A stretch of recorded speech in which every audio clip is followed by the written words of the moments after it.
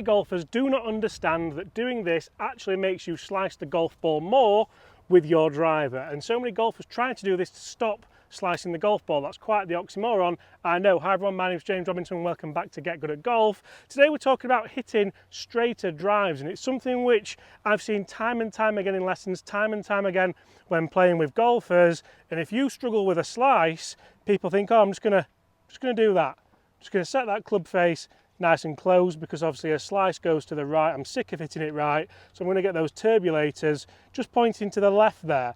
Now the problem with that is, if you start to do that, you'll generally start to take that club away and then just produce an open face anyway, because just setting the club closed at address doesn't necessarily mean it's going to be closed at impact. It's two different things. We've got a static and a dynamic club face, and you're much better working on squaring that club face up dynamically to be nice and consistent. It's also a marriage between the club face and the swing path. So I could have a really closed club face here, but you watch this, I can still hit a slice from here like that. You can see that slicing. It wasn't the best strike, but it's moving from left to right in the air.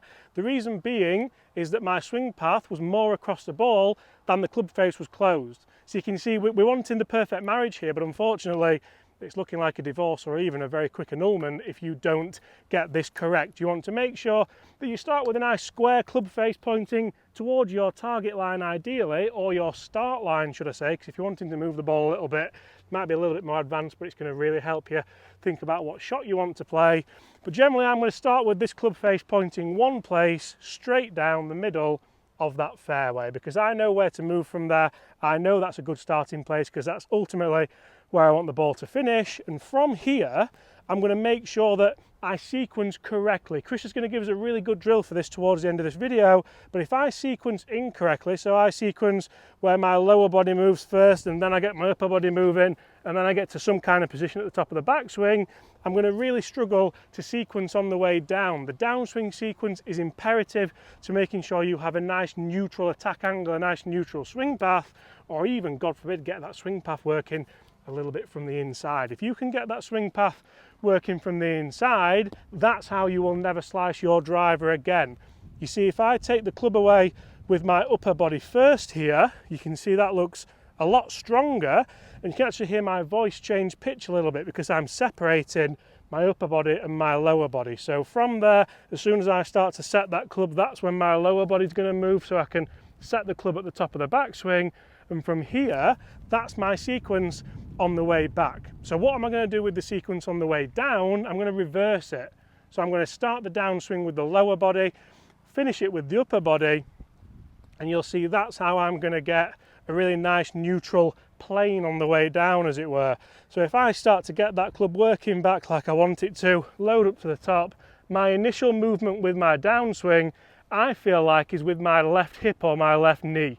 So that starts to move, then the torso moves, then the arms, then the shaft, then finally the club head, and that's a really nice strong position at impact, rather than just hooding the club face and thinking, you know what, I'm just going to hope that doesn't go right, because if you hood the club face and then come over the top of the ball, you're going to go over there somewhere, and that can actually be more destructive than if you do just slice the ball. So let's go through this in a little bit more speed.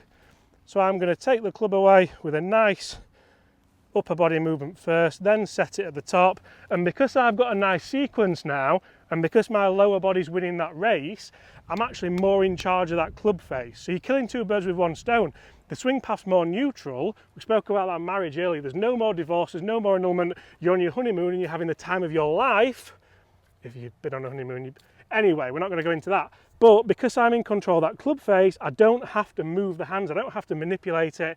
It's just nice and square, everything's working right. You're both on the pina coladas and you're going out on the strip for a really good night out later. And they are the drives you're going to hit because you've managed to get the perfect swing path, you've squared the club face up, and you are now hitting drives straight down the middle of that fairway. Guys, if you want to get good at golf, that's really going to help you hit longer, straighter drives. It's going to stop you slicing it forever. Now, Chris has got a really good drill to help you doing so make sure you smash that subscribe button and throw a like on it if this helps. So guys, as always, great points there from James, and if you are looking to improve your game, if it's online lessons or in person, please drop us an email on that email below.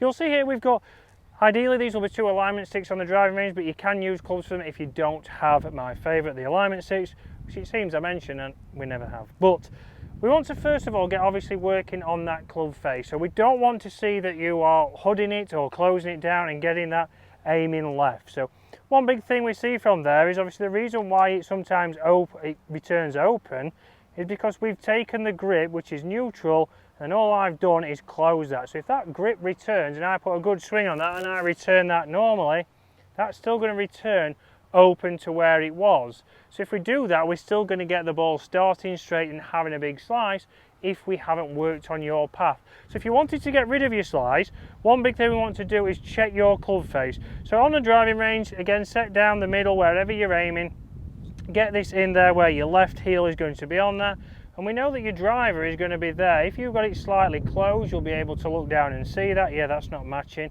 If we go forwards, again, we'll start to see that that is open to the alignment stick. We'll often also see that your hands move. So ideally to get that square, we should be able to look straight down and your shaft of your driver is covering the shaft on the club below or the alignment stick, as hopefully it is. But once we're in that position, if my hands sneak back and it gets hooded, we're going to see that. If the forwards, again, we're also going to see that. We're getting feedback straight away, we're checking your setup, because a lot of it comes down to fundamentals. If I can get that square, yes, in your motion you might have return it a little bit open, but we can adjust for that slightly with your aim and can get you hitting it on the fairway or just missing fairways, which is better than in the trees. Second thing we want to think about then, once we've got that correct, is if you're a slicer of the golf ball, we know that your path is going to be coming this way a lot of the time, not all the time, but potentially it's going to be coming across the ball. It's a glancing blow, which again encourages the golf ball to the right as James volleys the camera. Sorry, that's the second time, I do apologise. Oh dear. So what I want you to do is start to get a feel of, okay, I've got my club face square now, my setup's good, I'm angled back, everything that they've told me to do. Right, now what I want to do, I take the club away, I get that to the top. We want to get you feeling like the club's dropping a little bit on the inside on the way down, and that's going to neutralise you out. So if you're somebody who really does come over the top, exaggerating it the other way is good to get a feel to see what we can start to do.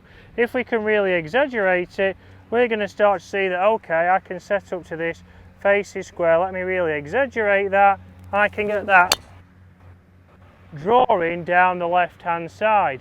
Okay, now I've got the ball working from right to left, I can start to neutralise that out. I can start to go, okay, I don't need to feel it's as far in now, and we'll start to get that ball launching much better. If I do that now with another golf ball, we're going to start to see I can get that starting straight. I can neutralise the face, neutralise my path, and be able to hit more fairways. If we hit more fairways, we know we can hit more greens. If we can hit more greens, we can lower your scores. So let me get another ball. Love this setup, by the way. Lovely setup. So like we said there, very easy to set up on the driving range, and we only need something nice and simple. It's just checking the basics, it's making sure we're getting our setup correct, it's making sure we get our club face correct, because we know the club face is what's going to dictate 95% of the start line. So if that club face is not right at setup, we're already fighting a losing battle. So let me get that club face matching the shaft. I can't see the shaft as I look down because it's covered by the driver shaft. Feel like it's a little bit from the inside. Now I started down the middle stripe, drawn to the left side of the fairway, and that's giving me a better chance of hitting the green and helping you get good at golf.